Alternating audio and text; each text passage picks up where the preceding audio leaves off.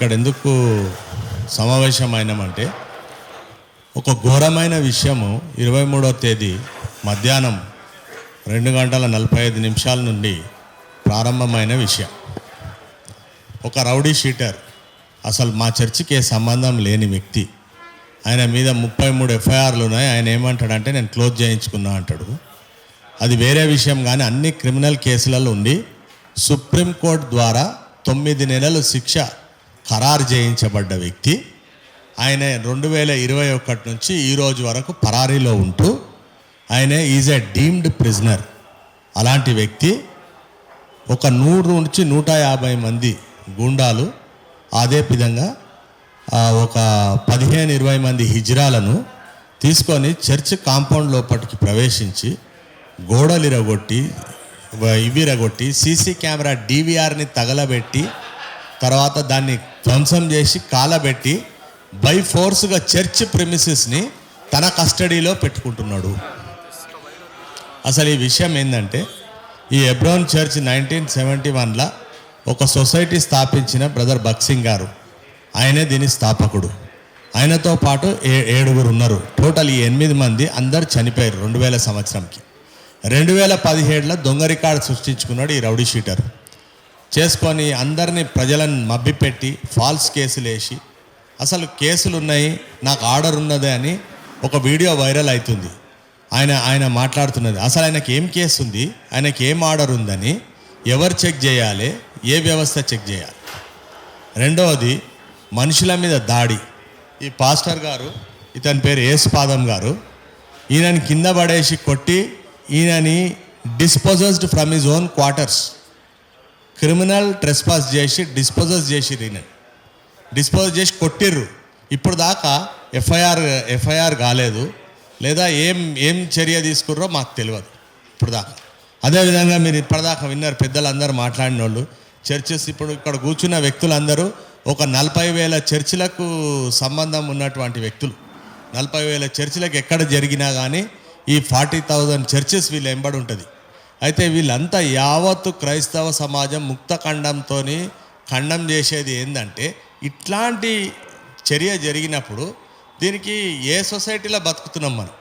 ఇప్పుడు మనకు ఒకవేళ DVR ధ్వంసం చేసి ఉండొచ్చు. మీకు గోల్కొండ చౌరస్తా హెబ్రోన్ చర్చ్ ముందర CCTV లేవా?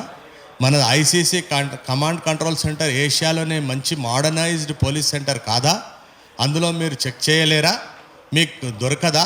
ఆమంత్రాన్ హోటల్ నుంచి 70 మంది ఆడోళ్ళు ఎట్లొచ్చిండ్రు, ఎట్ల మంది గుండాలు వచ్చిండ్రు, వీళ్ళందరూ వస్తే రేపటికి సొసైటీలో గుండాయిజమే వెళ్తుంది కదా. సొసైటీలో మనకు ఏముంటుంది? మాకు వేరే ఒక కామన్ మ్యాన్కి సొసైటీలో ప్రొటెక్షన్ ఏముంటుంది?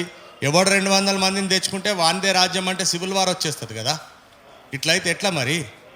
సంఘాల మీద దాడి జరిగితే ఎట్లా? అసలు నీకు ఆ వ్యక్తి ఎవరైతే ప్రవేశించి లాకేసుకుంటుండో ఆయనకు ఈ చర్చికి ఏ సంబంధం ఉందని ఆయన నిరూపిస్తే నేను క్షమాపణ చెప్పి ఇక జీవితంలో ఎప్పుడు ఆయన జోలికి పోను. ఇంత దుర్మార్గమైన విషయం జరుగుతుంటే క్రైస్తవ సమాజాన్ని ఎవరు పట్టించుకునే వాళ్ళే లేరా? మా ప్రశ్న ఇది. మాకు వస్తున్న ప్రశ్న. రాత్రులు నిద్రలు ఉంటలేవు, తిననీకి తిండి లేదు. మమ్మల్ని కూర్చొనికి మా చర్చిలో ప్రవేశించి సంబంధం లేని వ్యక్తులు ఇరగొట్టేస్తే దాని సంబంధం ఏమనంటే రెండు విషయాలు, ఒక సొసైటీ ఒక ట్రస్ట్ కలిసిపోయిందంటు. ట్రస్టులో 3 భాగాలు ఉన్నాయి సార్. సొసైటీ ఒక ఫేక్ సొసైటీ, ఒరిజినల్ సొసైటీలో అందరు చచ్చిపోయినారు. ఎవరు ఎంక్వైరీ చేయాలా? ప్రభుత్వం ఎంక్వైరీ చేయాలనా లేదా సార్? అసలు ఏంది నిజం నిగ్గు తేల్చాలన్నా తేల్చొద్దా? అసలు నిజం ఏందన్నా తెలుసుకోవాలన్నా? ఒక కమిటీ వేయాలన్నా? XMLC రాజేశ్వరరావు అనే వ్యక్తి మా చర్చి సభ్యుడు అండి. ఆయన మా సంఘస్థుడు. ఆయన మీద దాడి జరిగితే మా మీద దాడి జరిగిన నేనున్నా అక్కడ స్పాట్లో విట్నెస్. మమ్మల్ని దౌర్జన్యంగా బయటికి పంపించి వీళ్ళ బిలాంగింగ్స్ కాల్ చేసిరు. ఇతని బిలాంగింగ్స్ కాల్ చేసిరు.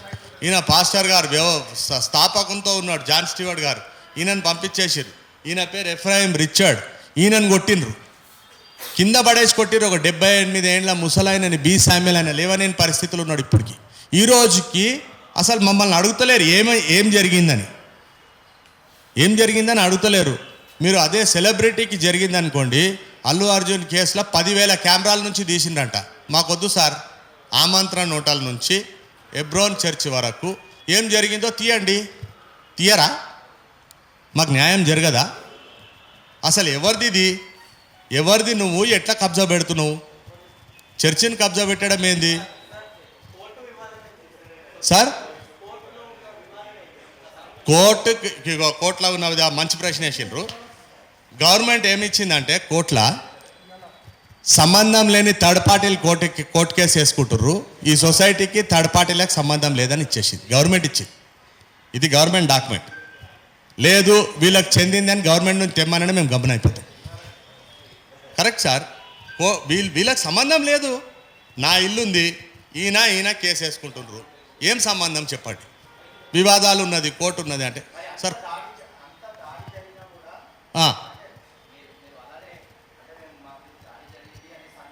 అవును, అదే మాకు అర్థమైతలేదు ఎవరు ఆ పెద్దవాళ్ళు. ఎందుకంటే దీపక్ జాన్ అనే వ్యక్తి వచ్చిండు. వచ్చి ఏమంటుండు, 20 ఏళ్ళ నుంచి వివాదం ఉండే ట్రస్ట్ సొసైటీ మీద సెటిల్ అయింది. ఈయనకి 20 ఏళ్ళని ఎవరు చెప్పిండ్రు? 20 ఏళ్ళని ఎవరు చెప్పిండ్రు? ఈయనకి ఏ కాయిదాలు చెప్పింది? దీపక్ జాన్ అనే వ్యక్తిని నేను కలిసిన, ఆయన ఆఫీస్కి పోయి మొత్తం సెట్ ఆఫ్ పేపర్స్ ఇచ్చిన. ఆయన సైన్ చేసిన అక్నాలెడ్జ్మెంట్ లెటర్ ఉంది మా దగ్గర. ఏమన్నాడు, 2 నెలల క్రితము నేను లీగల్ ఒపీనియన్ తీసుకొని మీ దగ్గరకు వస్తా. ఆయన తీసుకున్న లీగల్ ఒపీనియన్ ఏంది? ఆయన ఎందుకు వచ్చి వన్ సైడ్ సపోర్ట్ చేసిండు? దీపక్ జాన్ అనే వ్యక్తి వన్ సైడ్ ఎందుకు సపోర్ట్ చేసిండు మాకు తెలియాలి. ఆయనను ఎవరు పంపినరు? ఆయన పోలీస్ వ్యవస్థ మీద ఎందుకు ఒత్తిడేసిండు? మా కళ్ళ ముందు 4 గంటల సేపు కూర్చోవలసిన అవసరం లేదు. మాకు అనుమానాలు మాకు లేదు సార్. మాకున్నదంతా ఏంటంటే ఎవరో దీని వెనకాల పెద్ద మనిషి ఉన్నారు. ఆ పెద్ద మనిషి ఎవరు? ఆ పెద్ద మనిషికి ఈయనకు ఏంటి లావాదేవీలు? ఈ క్రిమినల్, ఈయన మీద 33 కేసులు ఉన్నాయి. మీకు అందరికీ ఆయన క్రిమినల్ హిస్టరీ ఇస్తాం. మేము ఆ కోణంలో ఫిర్యాదు చేసినాం. మా ఫిర్యాదుకు ఇంకా రెస్పాన్స్ లేదు సార్. ఫిర్యాదుకి ఏం చేయమంటారు? ఇప్పుడు సొసైటీలో ఇటువంటి అన్యాయం జరిగినప్పుడు దీనికి పరిష్కారం ఏంటి? ఎవరు స్పందించాలా? ఏం సార్, ఎవరు స్పందించాలా? మాకు ప్రభుత్వం అన్న స్పందించాలా, పోలీస్ వ్యవస్థ అన్న స్పందించాలా?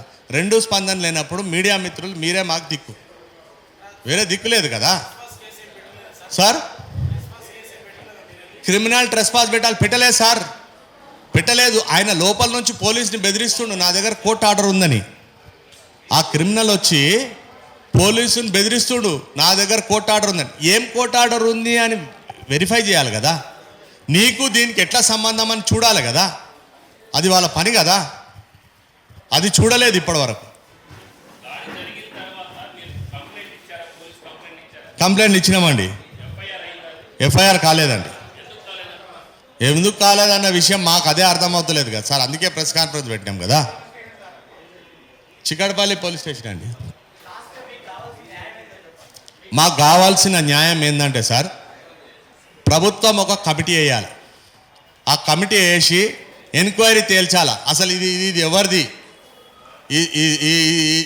ఈ చర్చ్ అన్నది ఎవరిది? ఈ చర్చిలు ఎట్లా నడుస్తాయి? ఇప్పుడు సిఎస్ఐ, మెథడిస్ట్ వాళ్ళందరూ కూడా ఎల్డర్స్, డీకన్స్, లోకల్ కమిటీ ఉంటుంది, అది నడుపుతుంది ప్రతి చర్చిని. ఆ లోకల్ కమిటీ మాది, మేము నడుపుతుంటే లోకల్ ఎవడు మాది, మా సొసైటీది, మా ట్రస్ట్ది అంటే మీకు సొసైటీకి దీనికి ఎట్లా సంబంధం చూపించాలి కదా సార్. సొసైటీ నుంచి ట్రస్ట్కి పోయిందని ఎవరు అంటలేరు. ఒక నిమిషం, ఈయన పీటర్ గారు మాట్లాడతారు. దయచేసి మీడియా మిత్రులకు శుభములు తెలియజేస్తూ చెప్పేది ఏంటంటే, మీరు అడిగిన ప్రశ్నకు సొసైటీ ఉన్నదా అంటే, సొసైటీ ఒరిజినల్గా ఉన్న సొసైటీ ఉన్నది.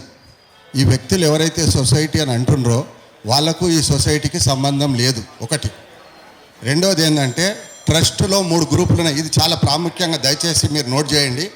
ఇలాగ లేకపోతే మేము దీనికి బాధ్యత వహిస్తాం.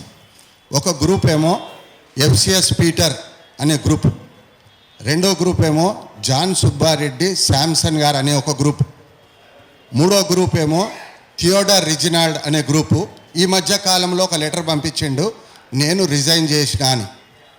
అప్పుడు ట్రస్ట్లో ఎన్ని ఉన్నాయండి? 3 గ్రూపులు ఉన్నాయి. దీపక్ జాన్ గారు అంటే మాకు చాలా గౌరవం.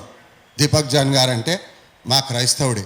అయితే దీపక్ జాన్ గారు ఏంటంటే దీన్ని లోతుపాతులు తెలుసుకోకుండా మాట్లాడినందుకు మాకు కొంచెం గాయమైంది, బాధ కలిగింది. ఏమనంటే ఆయన వచ్చన్నాడు 20 సంవత్సరాల నుంచి ట్రస్ట్ సొసైటీ గొడవ జరుగుతున్నది, దాన్ని కాంప్రమైజ్ చేసేసినాము, వాళ్ళిద్దరు MOU రాసుకుంటే ఇక వీళ్ళు థర్డ్ పార్టీ అయిపోయిందంట.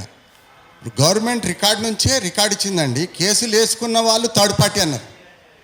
ప్రభుత్వం ఇచ్చిన reply from register of societies, society ఇచ్చిన రిపోర్ట్ ఏంటంటే కేసులు వేసుకున్న వారు థర్డ్ పార్టీస్. అంటే ఇప్పుడు నా ప్రాపర్టీ అయితే వీళ్ళిద్దరు కేసులు వేసుకునొచ్చు. నా పక్కకు కూర్చున్న వారు అడ్వకేట్ గౌరవనీయులు, వారికి చట్టం తెలుసు.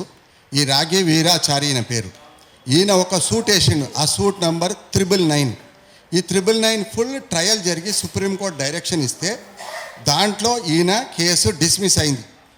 డిస్మిస్ అయ్యి ఈయనకు సంబంధమే లేదని ఇచ్చింది.